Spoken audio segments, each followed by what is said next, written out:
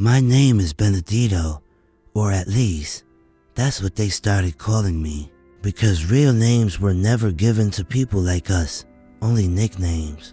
Marks, things meant for those seen as objects, not as human beings. I was born in the slave quarters, born captive, born in prison before I even learned how to walk. I grew up with chains on my feet, marks on my back, fear in my chest, and hope hidden deep inside, well guarded, so no one could steal that too. Today, I am just an old man, old in body and with a heavy soul. I carry on my skin the scars of the whip, and on my heart, the scars no one can see. I've seen many things in this world. I saw people born and die inside the slave quarters. I saw brothers disappear. I saw mothers lose their children, fathers torn away from their daughters. I saw things that even God, if he saw, turned his face away. And that's why today, before death comes to take me, I decided to speak, because there's pain that no longer fits inside the chest, pain that must become words. And there's one story, just one, that has never left me, a wound that neither time nor freedom ever managed to heal. They sold my son, and I never saw him again. If you care about real stories, the kind that truly touches your heart, then leave your like and subscribe. It really helps to keep every story told here alive. Now listen to me. When I talk about my childhood, I don't even know if I can really call it a childhood, because for me, childhood was never like those pretty stories people usually tell. There were no toys, no school, no mother's lap all the time. What there was the weight of the hoe, the smell of sweat, the sound of the whip cracking close to our ears. I woke up before the sun rose, and look, I learned early that the sun wasn't my friend, because when it climbed into the sky, it brought with it the heat that burned our skin, the endless thirst, and that blue sky that for some meant freedom, for me was just a reminder of something I would never have.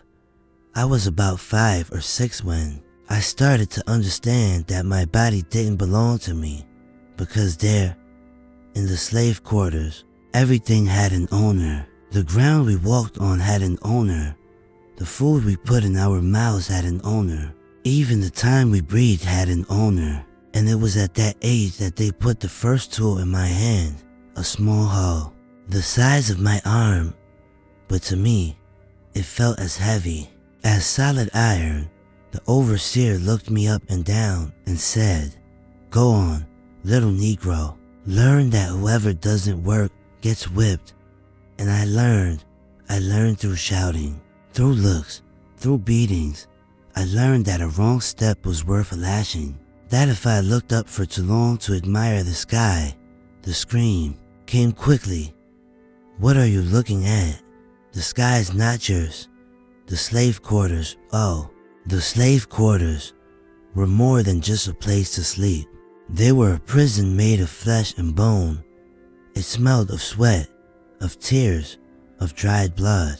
At night, when everyone was crammed inside, that was when we exchanged the only things the master couldn't take from us, our words, our prayers, our stories. I remember well, old Mariana, a woman who had seen more pain than anyone among us. She sat in the corner, her eyes deep and hollow, and told stories of Africa, of a place that, to me, sounded almost like a lie. So beautiful the way she described it. She spoke of wide rivers, giant trees, of people who walked free, who danced, who sang without being beaten for it. And I, a boy, sitting on the dirt floor with my head on my mother's lap, would imagine that place, wondering if one day I could ever see it too. But the dream was soon interrupted because the night had barely arrived when the overseer's voice came banging on the door of the quarters. "Wake up, Negroes, time to work." And there I went with the others to the sugarcane fields, the cornfields, the pasture, wherever they sent us. My bare feet became so callous that they no longer felt thorns or stones. The skin became like leather, and the heart, that one, grew hard so it wouldn't shatter. We worked until our eyes could no longer see anything. The sun would set, and only then, exhausted, we returned to the quarters. My stomach hurt from hunger. The plate they gave us was a mix of flour, hard beans, sometimes a few pieces of salted meat, and we ate not because it killed the hunger, but so we wouldn't die of weakness the next day. And that was my childhood. I learned to plant. I learned to harvest. I learned to tend the cattle, to cut sugar cane, to carry stones, to fix fences. I learned that crying was dangerous because tears drew attention, and attention in that place could be the difference between living and being beaten until you couldn't get up anymore. I saw things that no child should ever see. I saw a friend crushed under the mill wheel. I saw a woman give birth in the middle of the field with no one to help, and go back to work with the baby still hanging from her chest. I saw children disappear overnight because some master from a neighboring farm came looking for fresh merchandise. And every time that happened, we looked at each other and understood that one day it could be me. It could be any one of us. My mother, oh, my mother, was the only one who tried, in whatever way she could, to protect me from this cruel world. Sometimes she hid me when she knew men were coming to choose people to sell. She shoved me into the bushes, covered me with leaves, told me not to make a sound, not even to breathe heavily. And there I stayed, trembling, afraid, listening to the footsteps, the voices, the laughter of those who bought and sold lives, like picking fruit at the market. And she would come back later with tears in her eyes, saying, "Not today. My son, today they didn't take you." But I knew that one day, that not today would turn into they did, because in captivity, the only certainty we had was the uncertainty of tomorrow. When night came and the sky turned black, filled with stars, that's when, lying on the hard ground, I closed my eyes and for a few minutes tried to imagine what it would be like to live without chains. I wondered if, on the other side of that hill, there was a place where children could run free, where mothers could raise their children without fear, where fathers didn't have to lower their heads to avoid being beaten. But soon sleep would come, heavy, exhausted, and with it, the next day, with more work, more fear, more stolen life. And that was my childhood, a childhood that wasn't a childhood. It was the beginning of a life already marked to end before its time.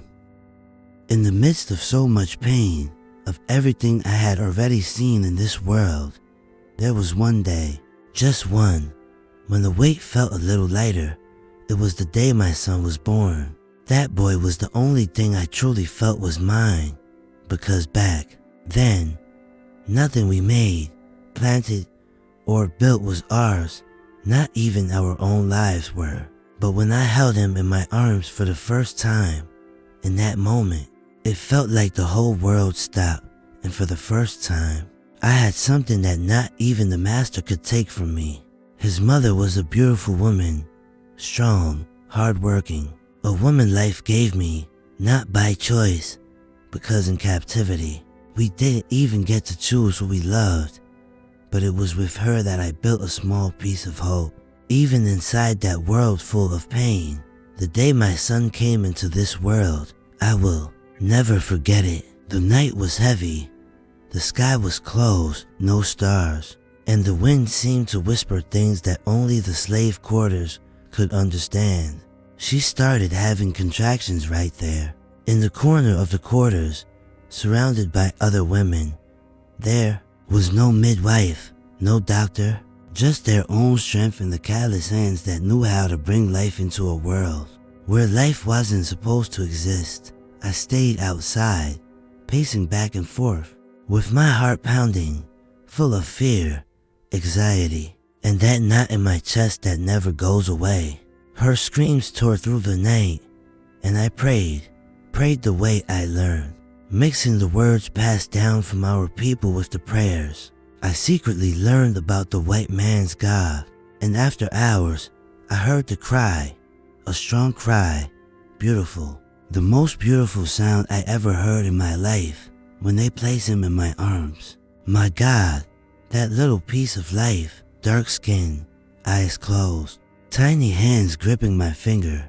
For a moment, I forgot I was a captive, forgot the whipping post, the whip, the overseer. He was my son, mine. I named him Zeka, and giving him a name, oh, that was almost an act of resistance, because giving a name was shouting to the world that this boy wasn't just merchandise, wasn't just a number in the master's notebook. He was a person. He was my blood. The first days were a mix of fear and joy. Fear because I knew that in the world we lived in, anything could happen. Joy because, even inside the quarters, that boy brought color to my gray life. I did everything I could to be near him. After work, I'd run to the quarters, hold him, rock him, sing the songs my mother sang to me when I was little. And I dreamed that maybe he could have a life just a little better than mine. I taught him early to listen to the silence, because in the silence, we knew when danger was coming. I showed him where to hide, where to step to not make noise, and even so small, that boy had a cleverness I had never seen. He ran barefoot through the woods, gathered sticks, made toy carts out of bones, dolls out of corn cobs, and he laughed in a way that seemed to challenge that world that said black people weren't allowed to smile. But along with the laughter, there was always hidden fear, because in captivity, even love was dangerous. We knew that everything we loved could be ripped away from us, and I watched him grow. And deep in my chest, there was a voice that never let me rest, a voice that said, careful, Benedito, don't get too attached, because here, everything good, one day, they take. But how could I not get attached? How could I not love that little part of me, who looked at me with those innocent eyes, not yet knowing that the world would be cruel to him just because of the color of his skin? I tried to protect him however I could. I hid him whenever visitors came to the farm. I kept an eye on the masters, the landowners from neighboring farms, who came to check out the new stock, because to them, black children were an investment. They'd grow into labor, or worse, be sold, traded, rented, and every time someone laid eyes on my boy, my body froze. My hands sweated, and I stood there with a knot in my throat, waiting, just waiting that, at least that day, it wouldn't be him. But for some time, God, or whoever looks after us in this world, gave me a few years of peace. I saw my boy take his first steps on the dirt floor of the quarters. I heard his first words. I saw him discover the sound of the birds and even the sweet taste of sugarcane. I sometimes hid to bring him. At night, we'd sit in the corner of the quarters, me, him, and his mother, and while she combed his hair, I told stories. Stories about the animals in the woods, about the stars, about the spirits that lived in the forest and protected our people. I told them because I knew that if our bodies were imprisoned, our minds didn't have to be. And looking at him, I dreamed that maybe, one day, he wouldn't have to lower his head. That maybe, he could be free, even though I knew that, back then, freedom was something we only found in dreams. And so, he grew, and every day, the love I felt for that boy only grew stronger, a love that hurt. Because in captivity, loving always hurt. because we knew that loving was like planting a flower in the middle of the desert. Beautiful, but doomed to die too soon. The first years with my son were a mix I can't even explain well. It was love and fear, joy and sadness, all together, all the time, because in captivity, even what was good always came loaded with pain. My boy, Zeka, grew fast, and how he grew. It was like God had given him a strength, a will to live that defied the cruel world surrounding us. He was small but quick, clever, the kind that if you blinked, he was already deep in the slave quarters, gathering sticks, chasing ants, inventing toys with anything he could find. And I did everything I could to teach him what I knew. Wasn't much, but I taught him how to walk through the woods without making noise, how to listen to the sounds the wind carried, how to understand the bird song, because back then, knowing how to listen was almost a matter of life or death. In the morning, when the overseer called for work, I went with a heavy heart, because I knew I was leaving him behind, and that at any moment, anything could happen. His mother stayed, cared for him, but she had to work too. Sometimes in the big house's kitchen, sometimes in the lighter fields where they sent the women, and he stayed there in the quarters or followed the other kids who learned early how to survive in a world that didn't give anyone a break. I remember like it was today, him waiting for me at the end of the day. I came dragging my body, crushed from so much work, sweat pouring, hands cut from holding the sickle, from pulling the hoe, and he ran to me, hugged my leg, and said, "Dad, Dad, tell me a story."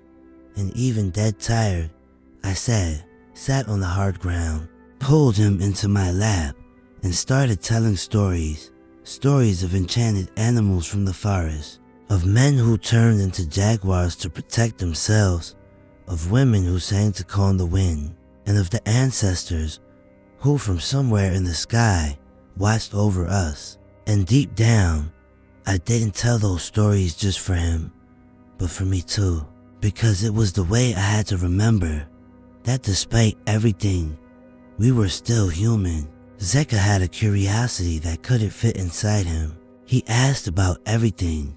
"Dad, why does the master yell at us? Dad, why can't we leave this place?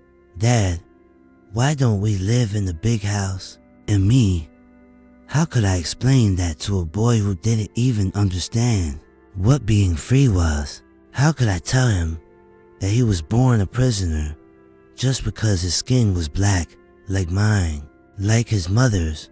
Sometimes I had no answer. I just held him, squeezed him tight as if, in that hug, I could protect him from everything the world was going to do to him. And so, he grew, started helping with small tasks, first gathering firewood, then carrying water. I could see the overseers were already looking at him differently.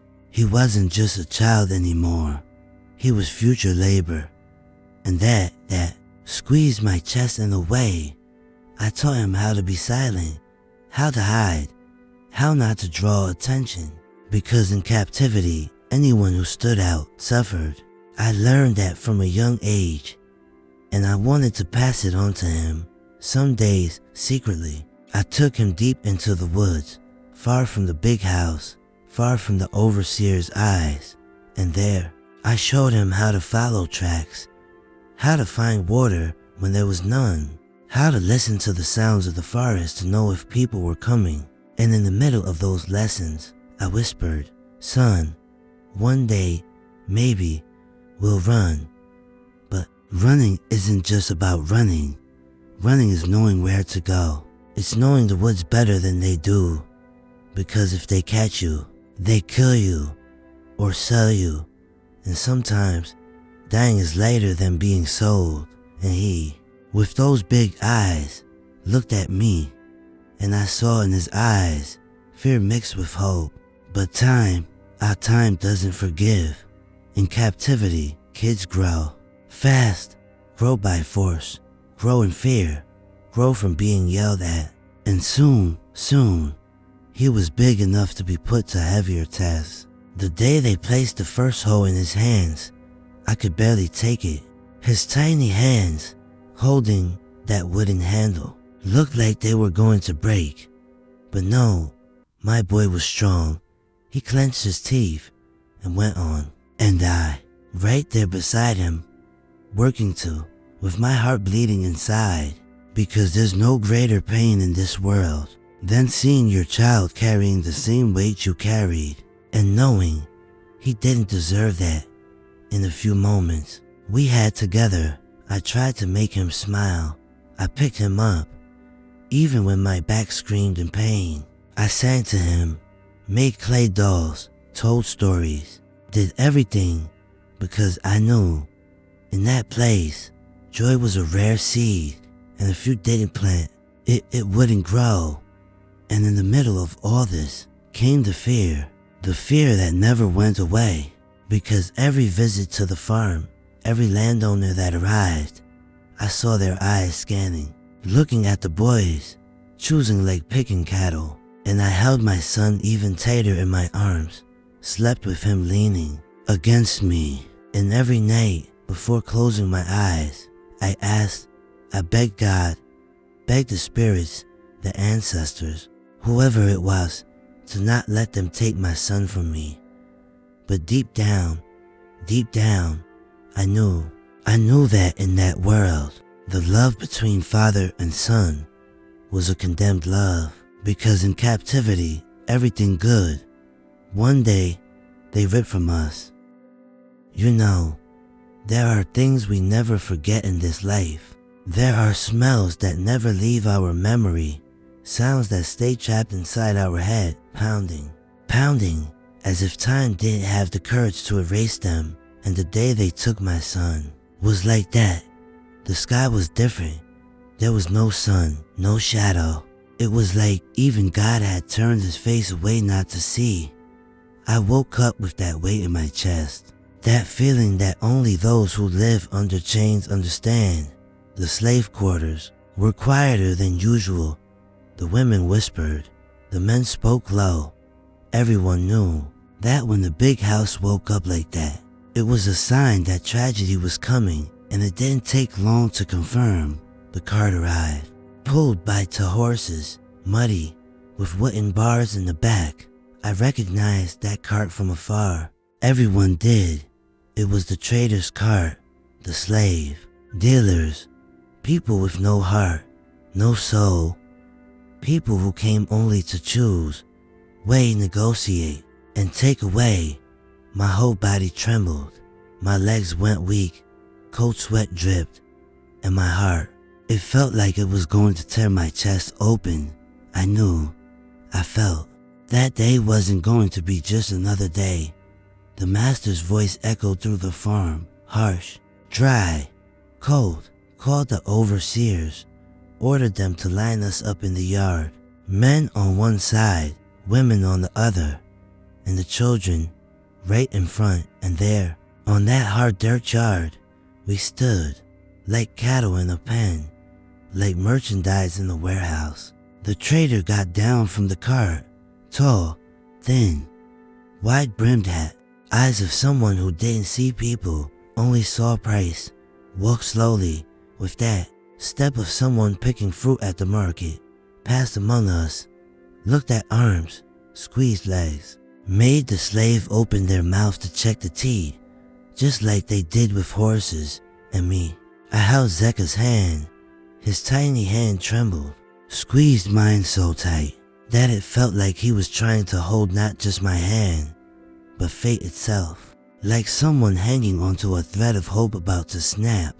The man passed us once, looked, measured, said nothing, but on the second round, he stopped, right in front of my boy, squatted, looked into his eyes, ran his hand down his arm, his shoulder, and looking at the master, said, "This one's ready, strong, healthy, young, he'll be a good return." My whole body went cold. I felt my soul leave my body. Dizziness took over me, and all I could do was squeeze my son's hand tighter and pull him behind me. But the overseer was already there, fast, firm, grabbed Zeka's arm and tried to pull him, and me, I held on with all the strength I didn't even know I had. No, no, for the love of God, don't take my son. He's mine, and the overseer, brutal, shoved me so hard I hit the ground, and he still shouted, "Shut up, old Negro. Nothing here is yours or mine. Everything belongs to the master." Zeka, my boy, was crying, screaming my name. "Dad, Dad, don't leave me, Dad." And those little hands tried, in his own way, to break free, to escape, to get back to me. I got up, threw myself at the overseer. I went with everything I had. Didn't think, didn't see anything else. Only knew I wasn't going to let them take my son. And look, if this story is touching your heart the same way it tore mine, take a moment, please. Subscribe to this channel. Leave a comment telling me you're here listening, and share this story so that what happened to me, to us, is never forgotten, so no one ever forgets. And that's when I felt the pain, a dry blow to my back. The whip's iron burned my skin, tore it open. Another hit, this time to my face, fell to the ground again, and more came. Kicks, punches, stomps, and even without being able to stand, I crawled, tried to grab the overseer's leg, tried to hold onto the trader's arm. I just screamed until my voice disappeared. Zeka's mother, my wife, came running, tried to, threw herself in the middle, grabbed her son, and what she got was the same as me: beatings, whips, kicks, and while we were being beaten, they tore our son away from us, tore him away like ripping a piece of flesh from the body. They put him on the cart, and he kicked, struggled, cried, screamed my name, screamed his mother's name. "Dad, Mom, get me out of here. I don't want to go. I don't want to." Me, from the ground, with my face covered in blood, still stretched out my hand. The last thing I saw was those tiny hands trying to reach mine, and his eyes, those eyes that I never forgot, eyes begging for help, eyes that didn't understand, eyes that asked, why are they doing this to me? The cart started moving, first slowly, then faster, and me, dragging my body on the ground, tried to follow, crawled to the farm's gate, but my arms couldn't anymore. My legs didn't respond.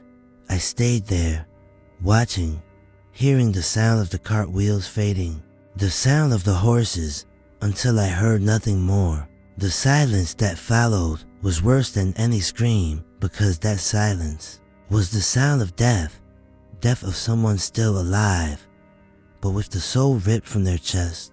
I never saw my son again. Never again heard that laughter running through the quarters. Never again felt those tiny hands holding mine. Never again. And since that day, I just exist, living, truly living. I never did again, because that day, they didn't just take my son, they took everything I had left of hope. They took my heart, they took my soul. You know, there's pain that has no name, pain that doesn't fit into words, that doesn't fit into prayers, nor into tears, pain that only those who carry it understand.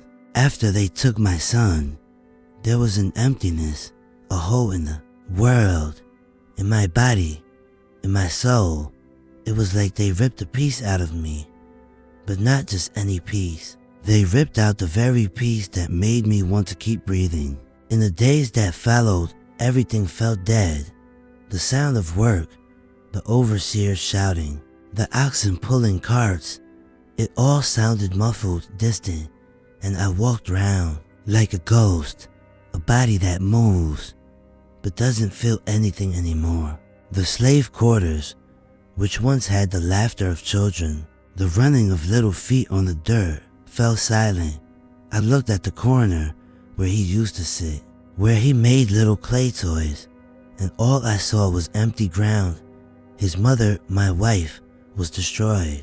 She cried until there were no more tears. And when the tears ran out, there was just that lost look, that stare that looks inward, like someone searching for a part that isn't there anymore. She stopped speaking for days, just sat staring at nothing, hugging the little cloth that was his, the one she had sewn herself, holding it against her chest as if that could bring him back. I forced myself not to collapse, because if I fell, she would fall too. And in captivity, if you fall, they trample over you. There's no one to look, no one to help, but every corner of that farm reminded me of him. The trunk of the tree he liked to climb, the stone where we used to sit to tell stories, even the smell of the earth, the smell of rain, seemed to bring him back in my memory. Some days, I heard him. I swear to you, I heard him. The sound of his little footsteps, that quick, little way he ran, his laughter mixed with the wind. I turned quickly, look, but there was nothing, just emptiness. At night, it was worse. The silence of the quarters, the lights of the big house far away, and me, lying on the hard floor, staring at the thatched roof, with my chest so tight, it felt like I wouldn't make it to sunrise. Every night, I dreamed of him, dreamed that he came back, that he ran to me, hugged me, and told me everything was okay, that it had all been a mistake, that they had brought him back home. And I'd wake up with my face wet, not knowing if it was sweat or tears, but it wasn't a dream. The reality was that piece of life ripped from me, and the worst part, it wasn't just me. In the quarters, everyone carried a piece of that same pain. Every man, every woman had a child taken, a mother they never saw again, a brother sold, a wife taken to another farm. We lived together, suffered together, but each pain was solitary because there was no way to share it. Pain doesn't divide, it multiplies. The days went on all the same. The work, the whipping post, the whip, the sun burning our backs, mud on our feet, sweat mixed with tears. And in the middle of it all, that emptiness, that silence no one could fill. I tried to be strong, tried to believe that maybe he went to a better place, that some master maybe had mercy, that maybe he wasn't suffering as much. But then I remembered the world we lived in, and I knew there was no better place for us. Wherever he was, it was running from overseers, it was being beaten, it was carrying weight, it was suffering the same or worse, and that killed me inside. Because your mind, it starts imagining things, it creates scenes, and each one is like a stab. I imagine him, small, alone, in a place he didn't know, surrounded by strangers, without a father, without a mother, without anyone. What if he cried at night? What if he called my name? What if he went to sleep hungry? What if he got sick? These questions never left my mind.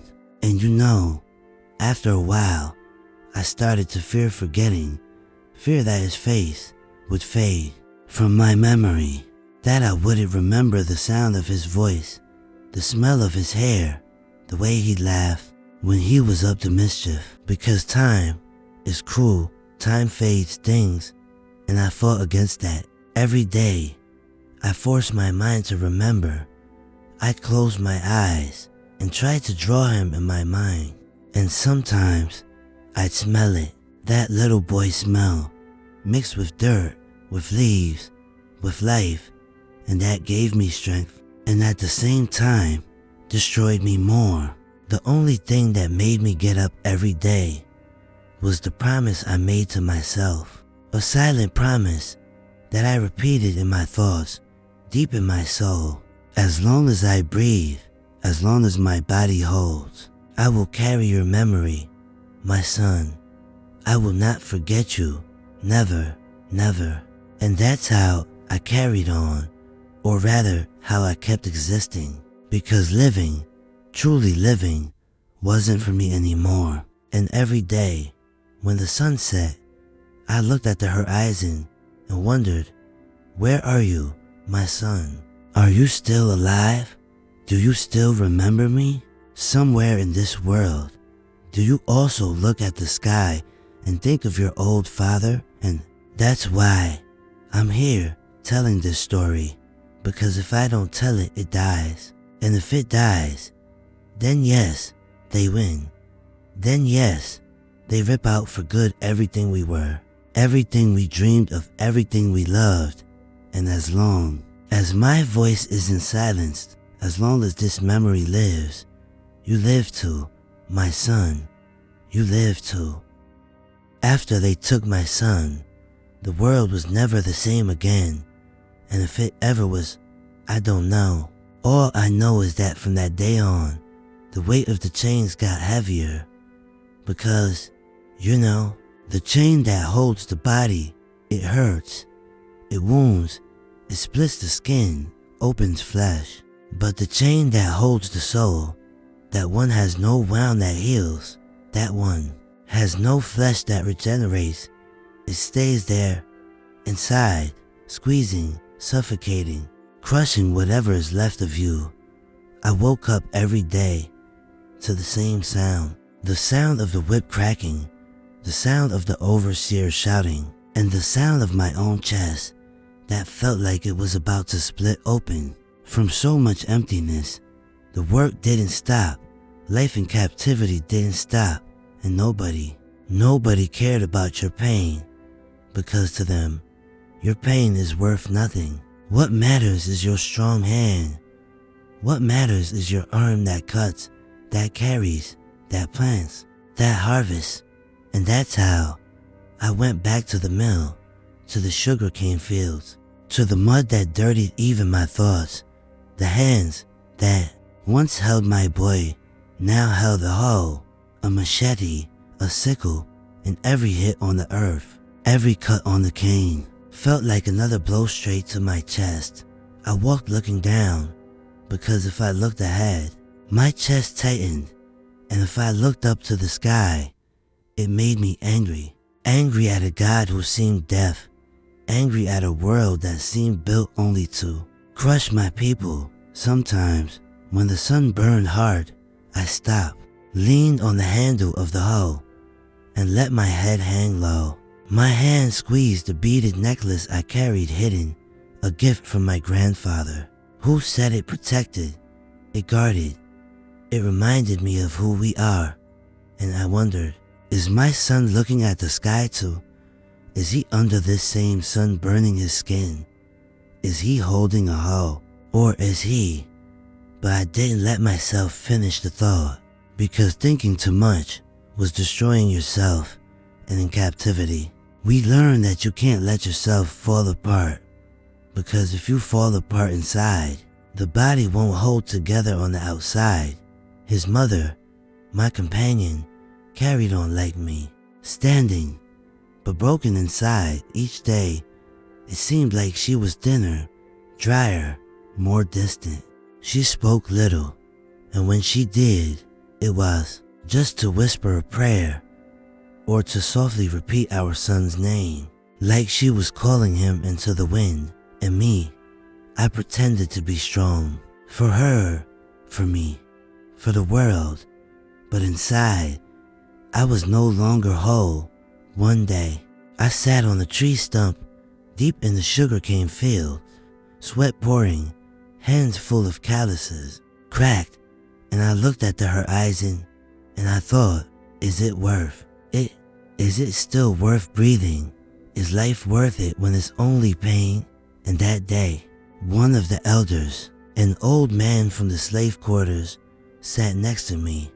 He looked at me with those deep eyes that look straight through to your soul and said, "Old man, listen close. They can take our son, our wife, our brother. They can take our body.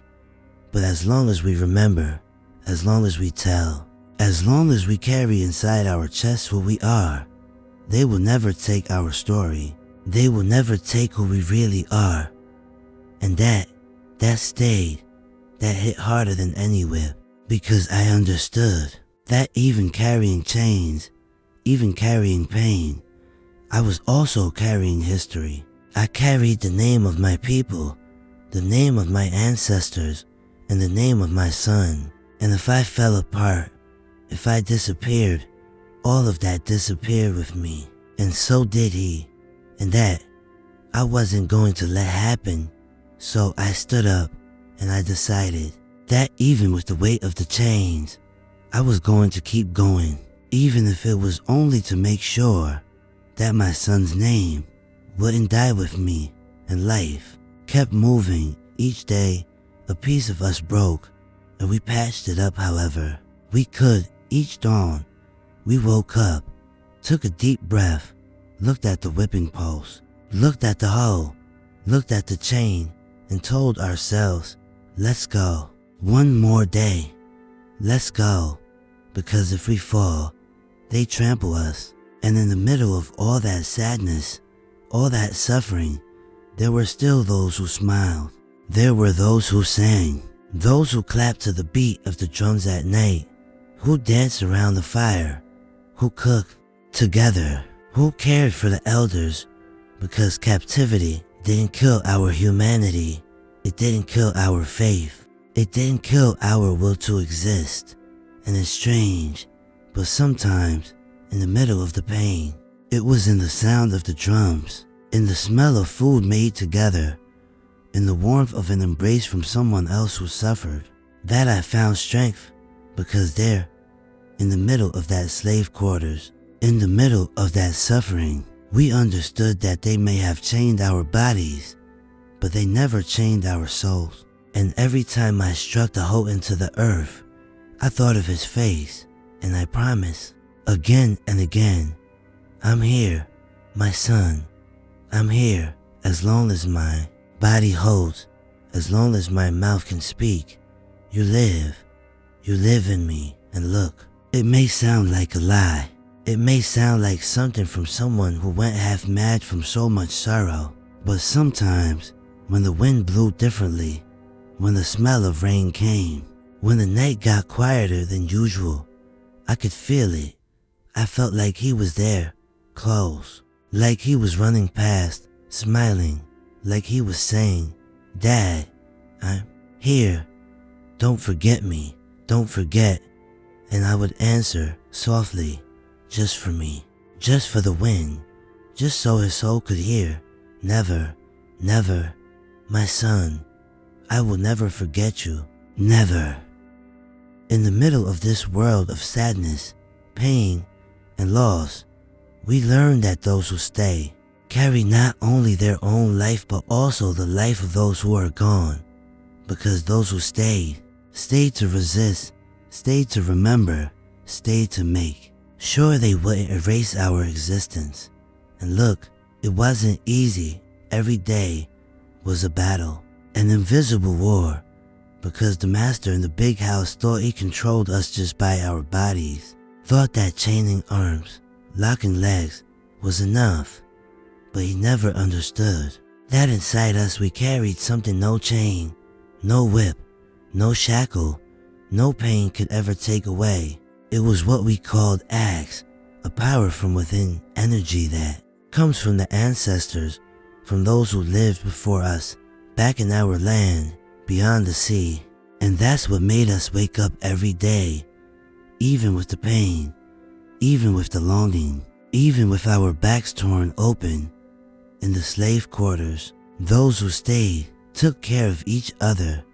We looked into each other's eyes, and we could see that each one carried a scar on the skin, a scar on the soul, a scar on the heart.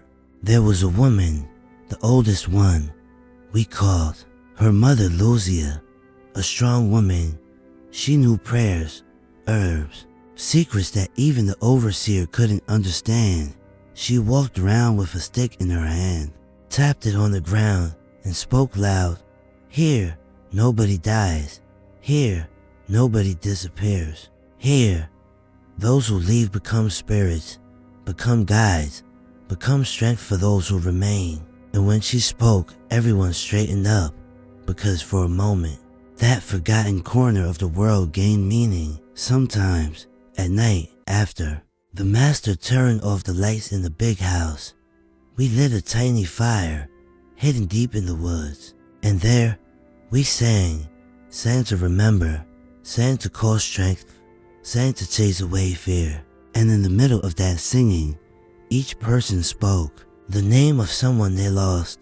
My son, Jewel, my mother, Teresa, my brother, Benedito. And the names rose to the sky, through the sound of the drums, through the smell of the smoke, through the warmth of joined hands. That's how we made sure no one forgot us, neither here nor on the other side. And there were children born in captivity, who learned from an early age that the world wasn't fair. But they also learned that being strong wasn't just about resisting the overseer.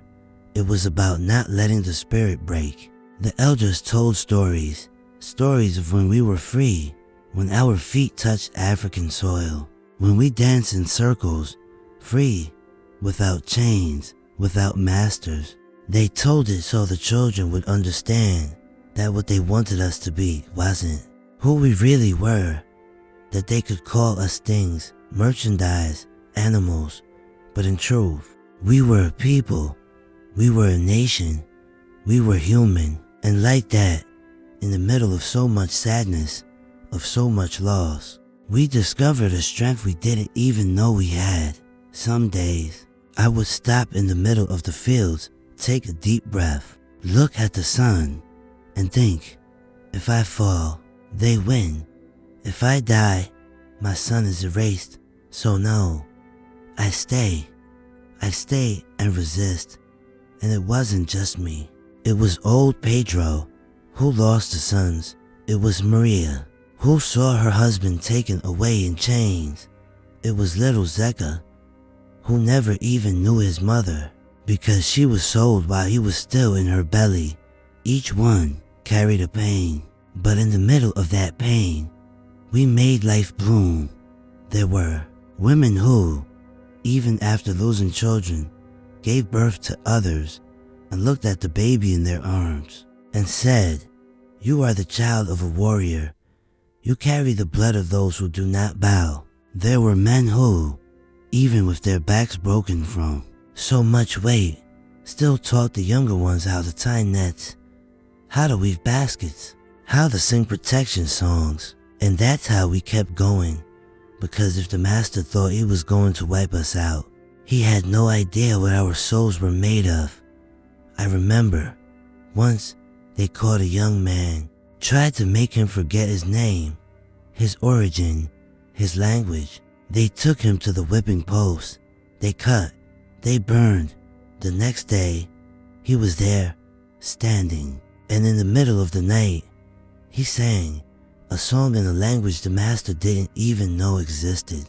A song that said, "I am, I exist, I resist." And that song became a living chain, passed from mouth to mouth. And even today, sometimes when the wind blows, it feels like you can still hear, way in the distance, that song rising to the sky. And look, if there's one thing I learned in this world, it's that they could chain our bodies, but they never chained our spirit. They never silenced our voice. Because those who stayed to resist, stayed to turn pain into strength, stayed to turn longing into memory. And if I'm here today, old, with a marked body, with a soul full of scars, even so, I am living proof that they didn't erase us, and more, proof that as long as there's someone to tell, someone to remember, someone to speak, my son also lives, because he lives in me. He lives in my memory. He lives in the sound of the drum. He lives in the story I carry in my mouth, in my chest, in my soul. And as long as I can breathe, as long as my mouth has the strength to speak, he does not die never. You know, my son, some people say that time heals everything, that time erases, that time takes pain away.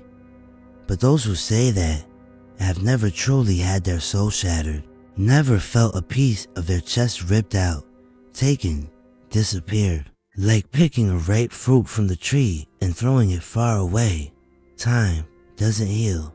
Time only teaches you how to carry it, teaches you how to make pain a part of your body, just like your hand, just like your foot. You learn to wake up with it, sleep with it, breathe with it. And that's how I kept living, or maybe just existing, because living, I don't know if that was really living. The days went by, all the same. The sound of the whipping post, the smell of sweat mixed with blood, the overseer's screams, the creaking of chains, and in the middle of it all, my chest tightened in a way that sometimes felt like it was tearing from the inside. My son's face never left my mind. I closed my eyes and saw him running, smiling, calling me. But when I opened them, I only saw emptiness, only the harsh, dry, colorless world. And sometimes I'd catch myself looking at the horizon, wondering, is he still alive? Is he okay? Does he still remember me? And the fear came heavy, because what if he didn't remember anymore? What if they had ripped his name away, like they did to so many? What if he had forgotten who he was, where he came from, even forgotten me? That thought was a knife that cut deeper than any whip. But still, I breathed. I held tightly to that old bead necklace around my neck and told myself, don't forget him. Don't let him die inside you. And that's how I started picking up the pieces. I learned how to walk, even with the weight that seemed like it would bury me before my time. Because look, the body is strong, the body learns. It learns to endure pain, learns to stand back up after falling, learns to work even when the muscles are screaming for mercy. But the spirit is something else. The spirit needs more. It needs memory. It needs meaning. And if I ever let my son's face fade from my memory, then yes, I would truly die. So I made him my reason. Every time the overseer shouted, every time the chains tightened, every time the whip tore my skin, I thought of him and told myself, hold on because he lives in you. Hold on because if you fall, they erase you both. Time passed, and deep down, I realized it didn't take the pain away. It only moved it to a different place. At first, it was pain that suffocated, that blocked my breathing, that made me want to scream until I disappeared. Later, it became silence. Heavy silence, silence that kept me company, silence that walked beside me like a shadow. And further down the road, it became a scar, an invisible scar, the kind no one sees, but that sometimes itches, burns, bleeds, just to remind you it's still alive. And it was in that silence, in that heavy walk, that I understood time and truth has no mercy on us. It doesn't stop, it doesn't wait. It just keeps moving, and dragging us along, whether we want it or not. And in the middle of that unstoppable time, I watched things change. I saw people arrive. I saw people leave. I saw children born and elders die. I saw the face of captivity change, but deep down, It was always the same thing. Always someone trying to claim ownership over another. Always someone trying to crush whoever's beneath. And me, I kept going on my feet, even when everything inside me had already collapsed. Sometimes I looked at the younger ones and asked myself, will they know? Will they understand that every step they take also carries those who came before? And that's why, even with my chest torn open, I told my story, told who I was, who we were, who we lost. Because if I didn't speak, who would? If I forgot, who would remember? And like that, I realized time doesn't take the pain away. It only turns it into words, into memory, into story. We learn that there's pain that never heals, that there are holes that never close. But we also learn that it's possible to live with it. It's possible to keep going, even if we limp on the inside. And look, in the middle of it all, I discovered something. I discovered that when we remember those we lost, when we say their name, when we tell their story, it's like, for a moment, that person starts breathing again, starts existing again, even if it's just in the wind, just in the thought, just in the sound of our voice. And that is what kept me going, because as long as I remember my son, as long as I say his name, as long as I tell that one day he was ripped away from me, he doesn't die. The world may forget. The master in the big house may pretend he never existed, but I don't forget. And the day I finally close my eyes for good, the day my breath stops, I ask just one thing from those who stay. Don't let it fade. Don't let it disappear. Don't let the wind carry it away as if it never was. Because if we disappear from memory, if we vanish from the word, then yes, they win. But as long as there's a mouth to speak, as long as there's an ear to listen, as long as there's a heart to feel, we live. And time, that damn time, it doesn't heal. It only teaches how to carry it, teaches how to walk with longing on our backs and hope pressed tight against our chest. You know, my son, there comes a time when we feel the body getting tired, when the legs no longer obey like before, when the chest feels heavy, heavy like someone carrying the whole world inside it. And sometimes I close my eyes and I can almost hear, far away, the sound of the sea, that same sea that brought me here, that sea that took my life, my land, my freedom, and my son. I keep thinking, how can an entire life fit inside a memory? How can everything we were, everything we suffered, everything we loved become just words in the wind? And that's why I'm here, telling, speaking, giving my last breath in the form of a story, because I know that when this body gets tired for good, when this voice fails, I won't be here anymore. But if someone listens, if someone remembers, then I don't truly die. I stay in the words. I stay in the memory. I stay in the sound that comes from the mouth of those who listen and repeat. Because those who tell, don't let it die. Those who listen, don't let it fade. My son, the one they tore away from me, I never saw him again. Never knew where they took him. Never heard if he grew up, if he survived, if he still breathed in this world, or if he became spirit too soon. But he lives here, inside me. He lives in the name I never let be forgotten. He lives in the face I draw in my mind every time I close my eyes. And if you who are listening to me now, if you carry this story forward, he lives in you too, because those who remember carry together, and it's not just him, it's every one of ours who disappeared without a trace. Every mother who lost a child, every child who lost a father, every brother who never saw his brother again. They are not just numbers. They are not just the past. They are life. They are part of who we are. I'm old, very old. My body asks for rest. My eyes feel heavy. Sometimes, even breathing feels like too much work. But I look back and I see that despite everything, I didn't let myself be erased. They could have taken everything, my freedom, my land, my son, my youth, my strength. But they didn't take my memory. They didn't take my voice. They didn't take who I am. And if you hear me now, know this, my story is now yours too. Carry it with you. Tell it to those who come after.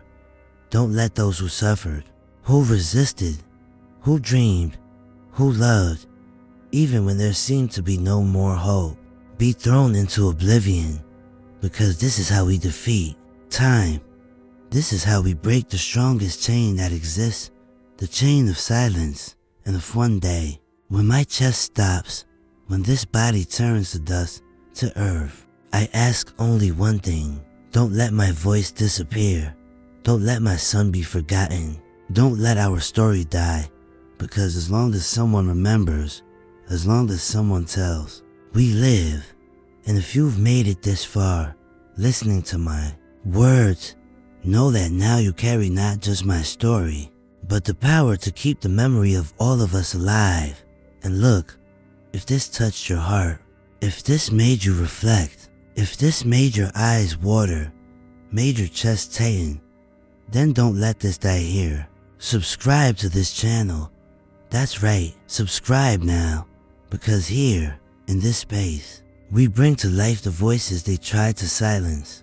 Here we honor those who came before. Here we turn memory into resistance. Hit that subscribe button.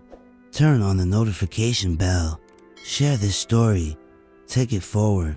Because when you do that, you're not just helping the channel. You're helping to keep alive the story of an entire people. You're helping turn pain into awareness, silence into voice, forgetting into living memory. And look, if you can, leave a comment down below. I won't let your voice die.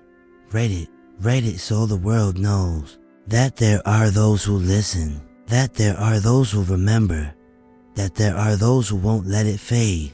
And if you comment, if you share, if you subscribe, then you become part of this chain of memory, chain of resistance, chain of love. And on the day I'm no longer here, the day my voice no longer echoes in this world, I'll know that somewhere, someone remembered me. And then, yes, I can finally rest in peace. Because my story, my pain, my struggle didn't die with me. It lives in you. It lives in those who listen.